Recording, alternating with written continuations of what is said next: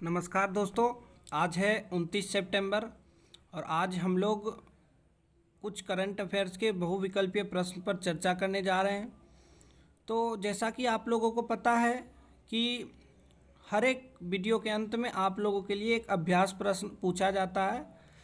तो वीडियो को अंत तक देखें और अगर आप लोगों को यह वीडियो पसंद आए तो लाइक करें, सब्सक्राइब करें और शेयर करें।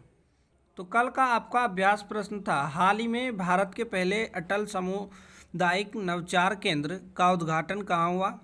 तो इसके ऑप्शन थे मुंबई, जयपुर, नई दिल्ली और इनमें से कोई नहीं। तो इसका सही उत्तर होगा बी, जयपुर। नीति आयोग के अटल नवाचार मिशन डसाल्ट सिस्टम के साथ साझेदारी में देश भर में नवाचार और उद्यमिता पारिस्थितिकी तंत्र को विकसित करने के लिए पूरी तरह तैयार है। इस संबंध में भारत में एआईएम कार्यक्रम और एआईएम लाभार्थी की विभिन्न वर्तमान और भविष्य की पहलों का समर्थन करने के लिए एक आभासी कार्यक्रम में एआईएम और डसाल्ट सिस्टम के बीच इस आशय के वक्तव्य पर हस्ताक्षर किया गया है। आप लोग फोटो देख सकते हैं, ठीक है। और आपका आज का पहला प्रश्न है कि परमाणु हथियारों के पूर्ण उन्मूलन के लिए अंतर्राष्ट्रीय दिवस हर साल किस दिन मनाया जाता है। और इसका पहला ऑप्शन है 23 सितंबर, दूसरा 24 सितंबर, तीसरा 26 सितंबर और चौथा 25 सितंबर। तो इसका सही उत्तर होगा सी, तीसरा 26 सितंबर। तो परमाणु हथियारों के कुल उन्मूलन के लिए अंतर्राष्ट्रीय दिवस 2014 से हर साल 26 सितंबर को आयोजित किया जाता है। गुटेरेस ने रविवार को अंतर्राष्ट्रीय पूर्ण परमाणु सशस्त्र उन्मूलन दिवस पर कहा है कि हमारी दुनिया से परमाणु हथियारों को जड़ से खत्म कर देने और विश्व शांति के एक नए दौर में जाने का अभी बिल्कुल सही समय है। और 26 सितंबर 2013 को न्यूयॉर्क में आयोजित परमाणु निरस्त्रीकरण पर महासभा की उच्च स्तरीय बैठक के अनुवर्ती के रूप में महासभा ने दिसंबर 2013 में अपने संकल्प 68/32 में अंतर्राष्ट्रीय दिवस घोषित किया। जन जागरूकता बढ़ाने और परमाणु निरस्त्रीकरण मामलों पर गहन भागीदारी की तलाश करने के लिए महासभा द्वारा किए गए प्रयासों की एक श्रृंखला में से यह नवीनतम था। तो जैसा कि आप लोग देख सकते हैं, ये 26 सितंबर को आपका परमाणु उन्मूलन दिवस मनाया जाता है विश्व स्तरीय पे। और फिर है आपका कि दूसरा जो क्वेश्चन है, विश्व नदी दिवस 2021 का विषय क्या है। तो सबसे पहला आपका ऑप्शन है बेहतर पानी, बेहतर नौकरियां, शहरी संदर्भ में नदियां, जल और सतत विकास और हमारे समुदायों में जलमार्ग। तो इसका सही उत्तर होगा डी, हमारे समुदायों में जलमार्ग। तो विश्व नदी दिवस 2021 का विषय हमारे समुदायों में जलमार्ग है, जिसमें शहरी जलमार्गों के संरक्षण और मरम्मत की आवश्यकता पर विशेष जोर दिया गया है। वो अक्सर तनाव में रहते हैं। दुनिया भर हर साल विश्व नदी दिवस मनाया जाता है और इस दिन का उद्देश्य लोगों को नदियों के बारे में जागरूक करना और उनके संरक्षण को प्रेरित करना है, ठीक है। तो भारत समेत कई सारे देशों में आज के दिन नदियों की रक्षा करने का संकल्प लिया जाता है। इस खास दिन की शुरुआत 2005 में संयुक्त राष्ट्र संघ के एक कार्यक्रम में हुई थी, जैसा कि आप लोग देख सकते हैं, ठीक है। तो आपका अगला प्रश्न है कि डैश को भारत में सूचीबद्ध कंपनियों में सबसे अधिक वोट मिले हैं, जिसके कारण बैंक को भारत में समग्र रूप से सबसे उत्कृष्ट कंपनी से सम्मानित किया गया है। पहला आपका ऑप्शन है आईसीआईसीआई बैंक, दूसरा एचडीएफसी बैंक, तीसरा एसबीआई और चौथा यस बैंक। तो इसका सबसे उत्तर होगा इसका बी, एचडीएफसी बैंक। तो एशिया मनी 2021 पोल के अनुसार एचडीएफसी बैंक को भारत में सूचीबद्ध कंपनियों में सबसे अधिक वोट मिले हैं, जिसके कारण बैंक को भारत में समग्र रूप से सबसे उत्कृष्ट कंपनी से सम्मानित किया गया है। यह बैंक को भारत में सबसे उत्कृष्ट कंपनियां बैंकिंग क्षेत्र के रूप में वोट दिए जाने के लिए अतिरिक्त है। यह मान्यता, जिसे बैंक 2018 में मतदान की स्थापना के बाद से लगातार चौथे वर्ष सम्मानित किया गया। सर्वेक्षण का उद्देश्य देश और क्षेत्र द्वारा सार्वजनिक रूप से सूचीबद्ध कंपनियों की पहचान करना और उन्हें पहचानना है। आज का आपका चौथा प्रश्न है कि 2021 और 22 के लिए सर्वमति से audit bureau of circulation ABC का अध्यक्ष किसे चुना गया? और इसका पहला ऑप्शन है विनोद त्रिपाठी, दूसरा गौरव कुमार, तीसरा निखिल शर्मा और चौथा देवदत्त मुखर्जी। और इसका आंसर होगा आपका चौथा D, Devdutt Mukherjee. United Breweries के मुख्य विपणन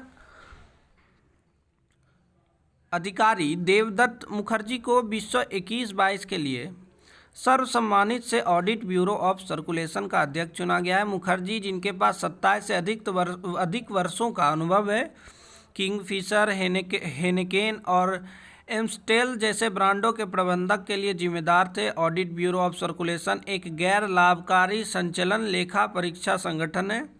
यह भारत में समाचार पत्रों और पत्रिकाओं सहित प्रमुख प्रकाशनों के प्रसार को प्रमाणित और लेखा परीक्षण करता है। आप लोग देख सकते हैं, ठीक है।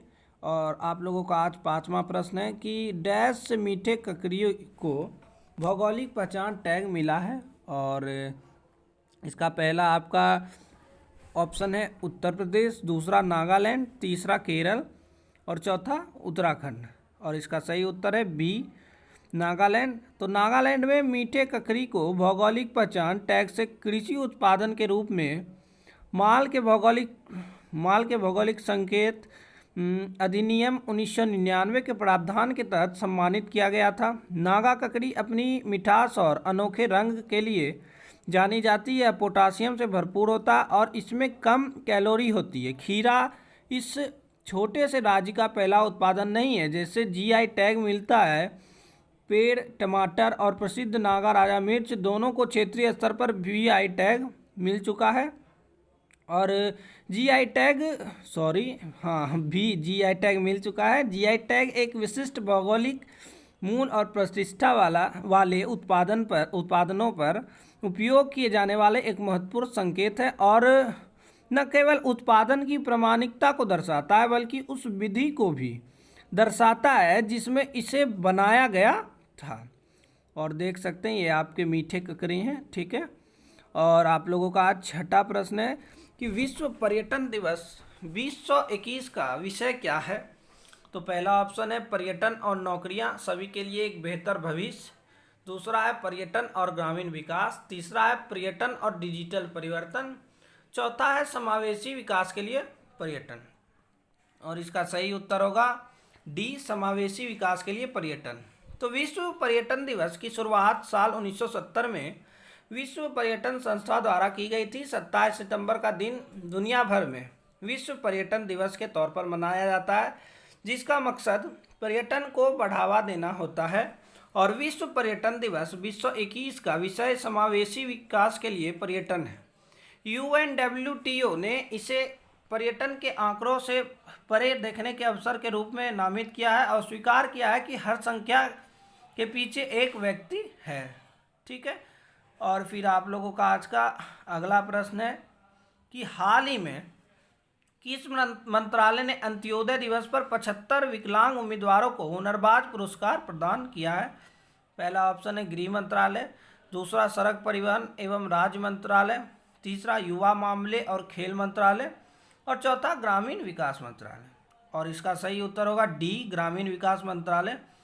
आज़ादी का अमृत महोत्सव और पंडित दीनदयाल उपाध्याय जयंती पर अंत्योदय दिवस के अवसर पर 15 राज्यों के 75 दिव्यांगजन उम्मीदवारों को हुनरबाज पुरस्कार प्रदान किए गए हैं। राष्ट्रीय ग्रामीण विकास और पंचायती राज संस्थान और ग्रामीण विकास मंत्रालय के तत्वाधान में अवार्ड समारोह वर्चुअली आयोजित किया गया है।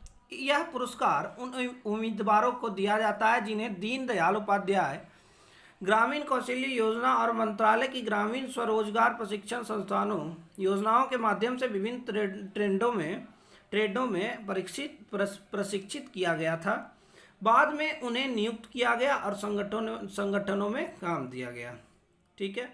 और आपका अगला प्रश्न है कि 2021 रूसी ग्रां प्री का विजेता कौन है? और पहला ऑप्शन है लुइस हैमिल्टन, मैक्स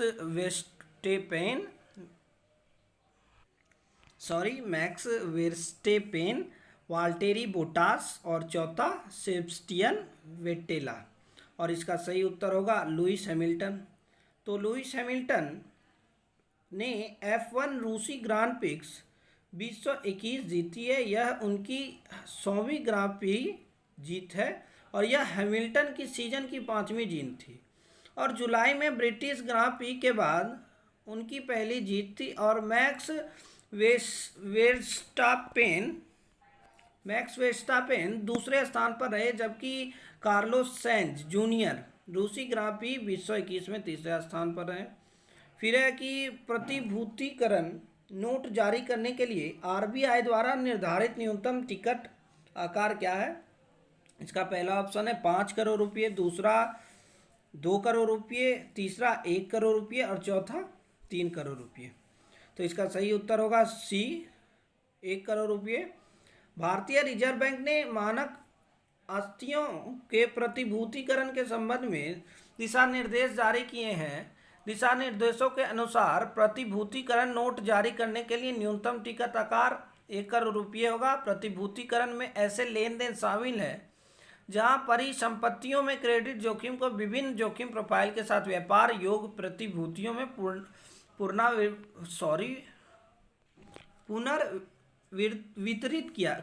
पुनर्वितरित किया जाता है, जो विभिन्न वर्गों के निवेशकों को एक्सपोजर तक पहुंच प्रदान कर सकता है, जिसे वे सीधे एक्सेस करने में असमर्थ हो सकते हैं।